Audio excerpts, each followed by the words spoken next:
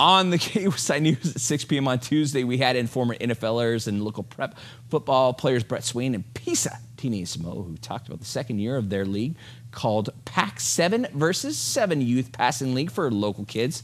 That is free. The season starting today, and it looks like the word got out. The numbers going into triple digits for kids all across the county, no matter your age group or position. Every one of them got their fair share of work thanks to the special 7-on-7 system that these guys have developed for groups cycling through offense and defense, giving you the chance to try new positions and make new adjustments along the way.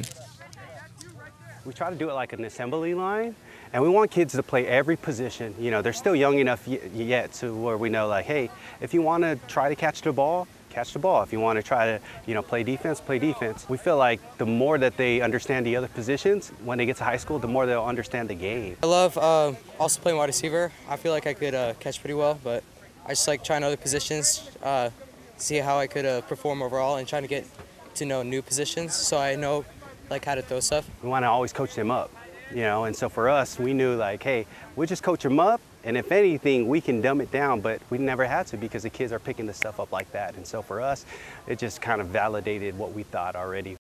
All right, from North County to Madison High School, week 6 of the San Diego 7-on-7 League. The 9-1 Barons facing the 6-3 Hornets. Next star on Imperial Avenue will be Keyshawn for the sophomore, reeling the touchdown and spin and the flip as well. Wow, dude, you good? Yeah, wow. Kevin Mazar counters with the fade to Ron Van, who lays out for the TD catch. Barons within 3.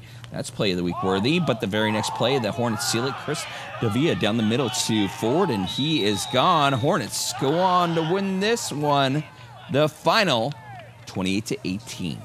Be smooth with your routes. Always be smooth. But I found my way through their defense by looking at the spacing. We let our game talk for us, and we came out here with the mindset of winning this game, and we did that. What'd you like more, the ball spin or the flip? The flip. Always the flip. Well, Saturday afternoon, Assemblywoman Lorena Gonzalez Fletcher, who represents the 80th District here in California, held a community hours in National City. Gonzalez, who's the author or co-author on several bills coming up in June, answering questions for the public. Brandon Stone catching up with Assemblywoman Gonzalez to get her thoughts on the proposed Safe Youth Football Act, which would ban tackle football for kids 13 and under here in California. Brain damage gets developed, as we know, from something as simple as shaking a baby, right? So you can imagine why we're concerned about, is there a way to make tackle football safe for our youngest kids? And I think that most researchers will tell you there probably isn't. One of our folks at our station, Rick Willis, did a story on CTE and with youth. He talked to a neurosurgeon that said, these are all extraordinarily dangerous sports, and all can be associated with concussive injury or worse. And so where does it stop?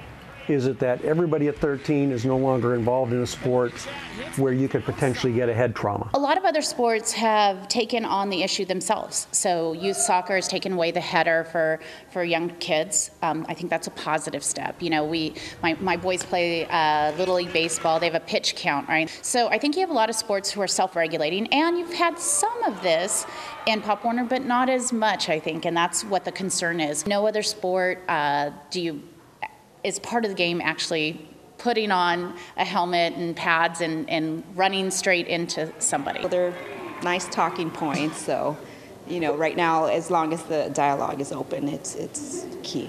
what were some of the terms that you think she might change? The age, it may go down.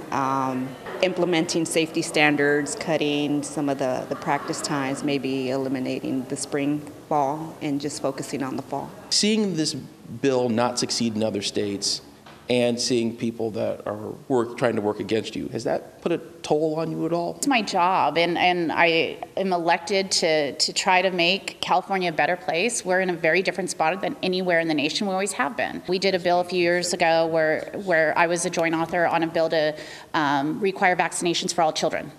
That was very controversial. In fact, that was much more controversial than this is. You have people in the NFL dropping out of the NFL because they don't want to get CTE. You have parents who are keeping their kids out of football. I love football.